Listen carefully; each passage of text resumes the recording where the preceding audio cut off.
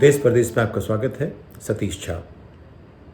आज एक छात्र की यूक्रेन में रूसी बुलेट से मृत्यु हो गई। ये यूक्रेन के ऊपर हमला था, लेकिन जो वहाँ रहने वाले लोग हैं, ये हमला सभी पर था।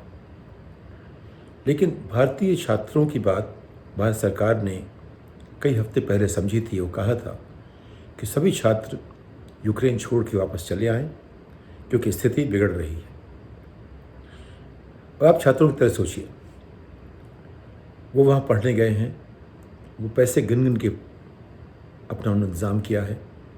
उनके पास इतनी मुद्रा नहीं है कि अगर किराया एकाएक बढ़ जाए तो उस किराए से वापस लौट आएँ।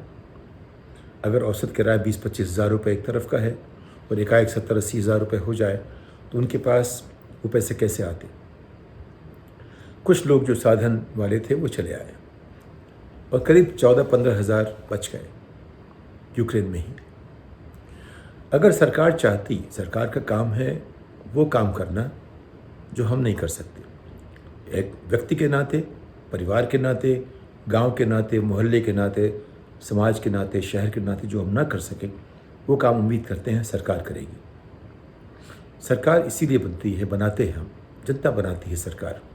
सरकार खुद अपने आप बन नहीं जाती, लोग बनाते हैं अपनी सुविधाओं के लिए, अपने नागरिक अधिकार की रक्षा के लिए, अपने संवैधानिक अधिकारों के लिए, अपनी सामूहिक सुविधाओं के लिए, अपनी सुरक्षा के लिए, एक दूसरे से, सबसे, और एक समाज में शांति के लिए।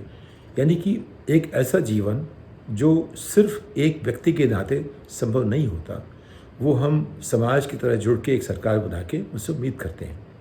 इसीलिए नरेंद्र भाई कहते हैं कि हम प्रधान सेवक हैं, मैं प्रधान सेवक हूँ आपका। लेकिन यहाँ जब बात 20,000 छात्रों की जो यूक्रेन गए थे पढ़ने के लिए, वहाँ गए थे मेडिकल शिक्षा पाने के लिए। क्यों? क्योंकि एक तो वहाँ की मेडिकल शिक्षा अच्छी है, वहाँ के साधन अच्छे हैं, उनका इंफ्रास्ट्रक्चर ठीक है और उनकी शिक्षा को हमने मान्यता दी है। उसके अलावा वहाँ की लागत भी कम है। एक तो ये वजह है।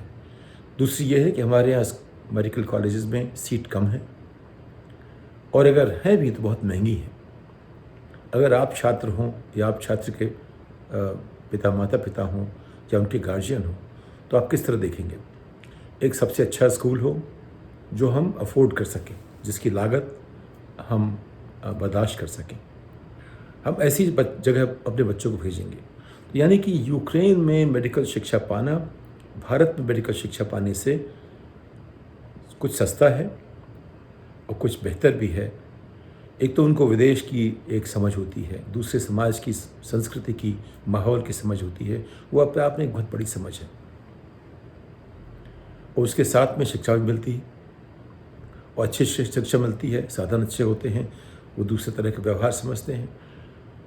दुनिया की प्रगति इसी से होती है कि हम एक दूसरे को समझें।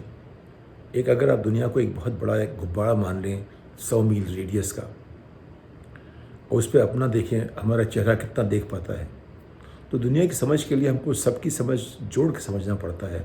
कोई व्यक्ति ऐसा नहीं बनाया गया कि वो सारी समझ अपने आप मालूम कर ले। तो मैं ये बात इसलिए कह रहा हूँ कि प्रधान सेवक ने खुद ही कहा कि हमारे बच्चे बाहर जाते क्यों हैं पढ़ने के लिए? क्या हमारे पास शिक्षा के साधन नहीं है? बिल्कुल नहीं है। अगर होते तो जाते ही नहीं। बाहर इसलिए जाते हैं कि हमारे पास मेडिकल कॉलेजेस में सीट्स नहीं हैं। और मेडिकल कॉलेज के अगर आप देखिए, मैं गया हूँ बहुत देखने के लिए, वो किसी भी स्तर पे, किसी भी दुनिया के किसी भी देश में जो संपन्न है, समृद्ध है, वहाँ उनको कॉलेज नहीं कहा जाएगा। सब कुछ ऐसा बनाया गया है जैसा कि सिर्फ कुछ पैसे वालों ने एक पैसा बनाने का साधन जोड़ लिया है। लेकिन समाज स्वीकार करता है तो ठीक है। लेकिन वहाँ के जो पढ़े हुए ग्रेजुएट निकलते हैं, क्या उनसे आप अपना इलाज खुद करवाएंगे? शायद नहीं। तो वो वैसे ही माहौल में जाते हैं जहाँ लोग उन पर कोई शक नहीं करते, जहाँ उनकी योग्यता डिग्री के नाम पे नापी जाती है, इसके नाम पे नहीं कि वो कितने योग्य हैं। और खैर, अगर हमें सिर्फ प्राइमरी केयर की बात करनी है तो हर MBBS कितना भी हमारा साधन विहीन मेडिकल कॉलेज हो, उनके छात्र इतना तो कर ही लेंगे, थोड़ी भी समझ है कि किसी को जहर ना दें, किसी को जो ऐसी दवाइयाँ हैं जो टाइम टेस्टेड हैं वो दे दी जाएं। यानी कि वो क्वालिटी डॉक्टर जो हैं वो नहीं बन पाते। खैर वो अलग बात है, वो इस बातचीत का विषय नहीं है। इस बातचीत का विषय है कि प्रधान सेवक ने कहा कि हमारे बच्चे बाहर क्यों जाते हैं। वो इसलिए जाते हैं कि बाहर शिक्षा अच्छी है, बाहर शिक्षा संभव है, भारत में सीटें नहीं हैं और बाहर शिक्षा की लागत कम है, और ये अच्छी बात है कि बाहर जाते हैं, नंबर 1। लेकिन शायद सरकार का मन इससे नहीं भरा। एक और मंत्री आए, उन्होंने कहा कि जो लोग यूक्रेन पढ़ने गए थे बच्चे, वो भारत में क्वालिफाई नहीं कर रहे थे। तो आप ये सोचिए कि अगर हमारे यहाँ 1 लाख बच्चे हों और कुल 1000 सीटें हों तो 1000 क्वालिफाई करेंगे, लेकिन योग्यता तो शायद 10,000 में होगी। तो क्या ये कोई प्रश्न हो सकता है कि वो क्वालिफाई नहीं करेंगे? उसको अलग तरह से देखिए। इसका मतलब ये हुआ कि हमारा जो शिक्षा का जो बुनियादी ढांचा है वो ऐसा है कि वो ऐसे बच्चे तैयार करता है जो क्वालिफाइड नहीं है, लेकिन फिर भी विदेशों में जा कर के वहाँ की शिक्षा ऐसी है, उसमें इतना मन लगा के पढ़ते हैं क्योंकि उनके पास कुछ और करने को नहीं है, और इतना पैसा लगता है कि वो उसमें रम जाते हैं कि वो वहाँ से अच्छे ग्रेजुएट बन के आते हैं। यानी कि उनकी संभावना वही उतनी अच्छी थी, लेकिन हमने उस संभावना को एक वास्तविकता नहीं बदला। तो उसको इस तरह देख सकते हैं। यानी हर बात को आप देखें इस तरह से, उससे क्या अच्छा होगा, या इसलिए कि हम कैसे इसका डंका बजाएंगे या हम कैसे लोगों को बांटेंगे। तो जब मैं देखता हूँ आज हमारे प्रधान सेवक की सरकार में, हमेशा ये लगता है कि बात छोटी, कितनी भी छोटी हो, उसका डंका कैसे बजाया जाए, नगाड़ा कैसे बजाया जाए। एक तो बहुत ज़रूरी ये है, जब तक नगाड़ा बजाने का रास्ता नहीं दिखता, वो कहीं भी नहीं सोचते कि ये काम करना चाहिए। तो अब जब इस पर काफ़ी लोगों में आक्रोश हुआ, लोगों सब वीडियो वगैरह दिखाए गए, कई लोगों ने मुझे भी वीडियो भेजे और कहा कि आप कुछ मदद कीजिए। खैर तब तक सरकार ने जागना शुरू किया, क्योंकि मध्य वर्ग के रिश्ते हर जगह होते हैं और 20,000 परिवारों के रिश्ते, जाहिर है कि सरकार की ऊंची परतों तक उनके रिश्ते थे, तो सरकार को जगना पड़ा।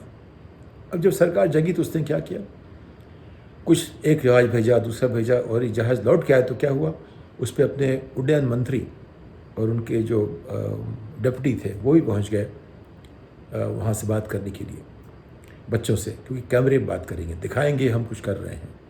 लेकिन आपने बुलाए 300-400 बच्चे, 300 बच्चे, और आपने नगाड़ा ऐसा पीटा जैसे आपने सारा काम कर दिया, और काम अभी 80% बाकी है, और अभी एक भारतीय छात्र की मृत्यु हो गई। ये अपने आप में एक हादसा ऐसा है जो नहीं होना चाहिए था, जो टल सकता था। कोई ज़रूरत नहीं थी, सिर्फ थी भारत सरकार को जागने की, सोचने की कि जब घर में आग लगती है तुम आग बुझाते हैं, ये नहीं पूछते घर में आग क्यों लगी, वो बात की बात है, या हमारे घर का ढांचा ऐसा क्यों था, वो सब बात की बातें हैं। पहला काम करते आग बुझाते हैं। तो जब यूक्रेन में रूस का हमला हुआ, या हमला होने के पहले ही हमारे पास इंटेलिजेंस होनी चाहिए थी, ऐसा हो सकता है, हमने ज़रूर उनको आगाह किया था, लेकिन इस हद तक नहीं कि सब लोग निकल सकें। जो लोग नहीं निकल पाए उनको निकालने की जिम्मेदारी हमारी भी थी, सरकार की तरह से। तो हम सरकार, हमारी सरकार है, किसी और की नहीं है। तो वो सरकार ने अपना काम नहीं किया जब तक कि उसको एक दो चीज़ें देखी नहीं कि अगर नहीं करेंगे तो उत्तर प्रदेश के चुनाव में 5 राज्यों के चुनाव में नुकसान हो जाएगा। अब कैसे करेंगे, तो कैसे नगाड़ा बजाया जाए। तो ऑपरेशन गंगा शुरू हुआ, नगाड़ा बजा, ऑपरेशन गंगा शुरू। एक जहाज़ आया, 2 आया, 3 आए, लेकिन एक जहाज़ में 200, 250, 300 बच्चे आएंगे। अब एक छात्र की मृत्यु के बाद सरकार ने सोचा कि अब एयरफोर्स को उसमें लगाया जाए, उसके बड़े जहाज़ भेजे जाएं। अब ये सोचिए कि कितना बड़ा काम था। 20,000 बच्चे अगर हैं, उनको आप रेस्क्यू करोगे। एक औसत हवाई जहाज़ जो बड़ा वाला है उस पर 300 आते हैं। एयर इंडिया के पास ऐसे आपने अगर 60 ट्रिप्स की, 60 ट्रिप्स आप एक दिन में कर सकते हो, 2 दिन में, 4 दिन में, 5 दिन में, अब तो कई हफ्ते हो गए। अब वो करते आप सारे बच्चे आपको वापस आ जाते। आपको उनसे फ़ीस लेनी है, किराया लेना है, तो जो भी वाजिब किराया था वो उचित किराया रखिए। उस तरह नहीं जैसे आपने बबल किराया किया कि जो टिकट मिलते थे आमतौर पे 35,000 के, उस पर आपने 1 लाख ले लिया। ऐसा नहीं करिए। ये जो जब मौसम आग बुझाने का है, उसमें आग बुझाने की फ़ीस इतनी ना बढ़ा दीजिए कि जिसमें घर आपका खरीदा जा सके। तो खैर, सरकार ने क्या किया कि समय पे काम नहीं किया। जब काम करने की बारी आई तो उसमें तमाम तरह की बातें हुई। ये नहीं करना चाहिए था, वो नहीं करना चाहिए था, और उस बहस में एक तरफ लपेटा और दूसरी तरफ ऑपरेशन गंगा शुरू कर दिया। और फिर कल ही की बात है, कहा कि 4 कैबिनेट के मंत्रियों को भेजा गया है 4 देशों में कि वो वहाँ से सब बच्चों को इस तरह से लेके आए। जनरल वीके सिंह ने जनरल की तरह कहा, वहीं जहाँ हो वहीं खड़े रहो, हम आ रहे हैं। अच्छा है जनरल साहब ने ऐसा कहा। ये बात 4 हफ्ते पहले कह सकते थे। खैर, इसके साथ जो बड़े मुद्दे हैं उनकी बात में करेंगे, लेकिन आप देख रहे हैं किस तरह नगड़ा पीटा जा रहा है, किस तरह हमारी सरकारी व्यवस्था किस तरह काम करती है कि मौका चाहे ट्रेजेडी का हो, चाहे कोई भी हो, उसको किस तरह से चुनाव के आईने से देखा जाए और उसका किस तरह लाभ उठाया जाए। तो लाभार्थी यहाँ लोग नहीं हैं, लाभार्थी यहाँ जो सरकारें में बैठते हैं वो हैं। वो किस तरह हर बात जो हम करते हैं उस पर लाभ ढूंढने की कोशिश करते हैं अपने लिए। तो जो अभी हुआ है यूक्रेन में, इसके पहले भी कई सरकारें कई सारे ऑपरेशन रेस्क्यू कर चुकी थी, मिडल ईस्ट से, कुवैत से, यूएई से, सऊदी अरेबिया से। कई बार ऐसा हुआ है, आपने देखा हो, कहीं नगाड़ा नहीं पीटा गया, उसका नाम दिया गया होगा, वो इंटरनल नाम रहा होगा। हर बात जब सरकार करती है उसको कोई नाम दिया जाता है, उसकी चर्चा बहुत ज़्यादा नहीं होती। वो तो इंटरनल ऑपरेशन है, कोई स्पेशल ऑपरेशन होगा, उसको स्पेशल नाम दे दिया, वो अंदरूनी काम है, चलता रहा। लेकिन उसे ऑपरेशन गंगा कहना अपने आप में एक दिखाता है कि वो उसका जो नज़रिया था चुनाव में, उसका कैसे प्रभाव पड़े उनकी पार्टी के लिए, सरकार की पार्टी के लिए। उनका आशय इससे था। तो सभी सरकारें जिस काम को रूटीन की तरह करती हैं, वो भी जो हमारे प्रधान सेवक की सरकार ऐसा करती है तो उन्हें बहुत बड़ा तीर मार लिया हो। और वहाँ भी एक नागरिक की मौत के बाद, जिसकी कोई ज़रूरत नहीं थी, जिससे हम तमाम लोगों ने जो कि वहाँ की ठिठुरती, जो बर्फ़ बर्दाश्त की, हवा बर्दाश्त की, मारपीट बर्दाश्त की, वो सब नहीं होना चाहिए था। किसी को भी इस तरह की मुश्किल नहीं होनी चाहिए थी अगर सरकार पहले सोचती तो। लेकिन हम लोग, हमारी सरकार चुनाव में व्यस्त है, वो सिर्फ चुनाव की सोचती है और कुछ 1-2 उद्योगपतियों की सोचती है। तो बहुत साफ हो गया है। और बाकी लोगों के लिए जो योजनाएं बनती हैं, वो उनका कोई हिसाब किताब नहीं होता न लेने का। कभी कभार प्रधान सेवक सोचते हैं कि वो हिसाब ले रहे हैं, लेकिन उसका फैसला आप खुद कीजिए। अगर आप सुन रहे हैं और आपने उन स्कीमों को देखा है, जो मैंने देखा है उससे मैं आश्वस्त नहीं हूँ, लेकिन वो मेरा व्यक्तिगत दृष्टिकोण हो सकता है। जो सरकारी जो सुविधाएं दी गई हैं गरीबों को, उसका जो स्तर है वो आप देख लीजिए। क्या वो स्तर आप अपने लिए बर्दाश्त करेंगे? अगर आप सोच सकते हैं, समझ सकते हैं, सुन सकते हैं, पढ़ सकते हैं, लिख सकते हैं, काम कर सकते हैं, तो क्या जो सरकार ने सबके लिए किया वो आप बर्दाश्त करेंगे? क्या सरकार की भूमिका नहीं है कि हर नागरिक को ऐसा स्तर दिया जाए जो कि जो न्यूनतम एक स्तर हम स्वीकार कर सकते हैं, उस स्तर का हो? उसके लिए हम क्या कर रहे हैं?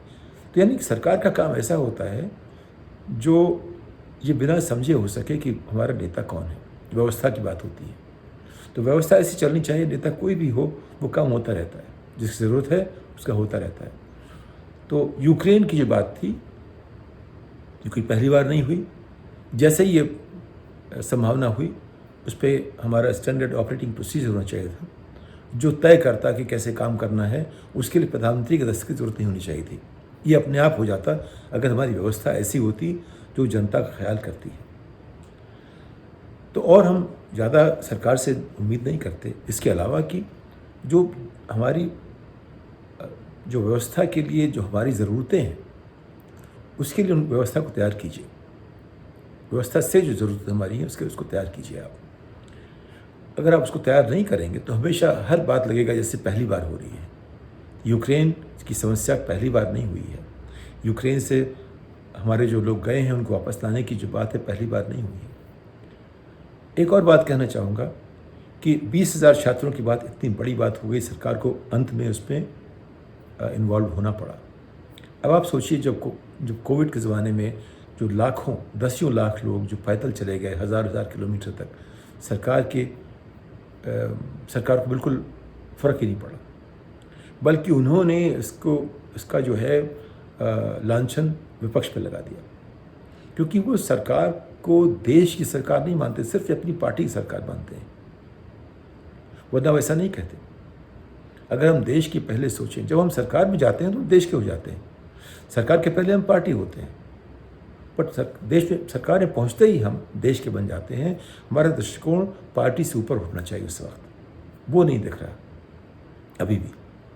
तो ये जो है हमारे पास एक सबक होना चाहिए कि इसके बाद कभी भी अगर रेस्क्यू की बात हो तो उसके लिए हमें सोचना न पड़े, उसके लिए एक सीधा रास्ता बना दें कि अगर ऐसी स्थिति है उससे हम कैसे उसके साथ हम डील करें।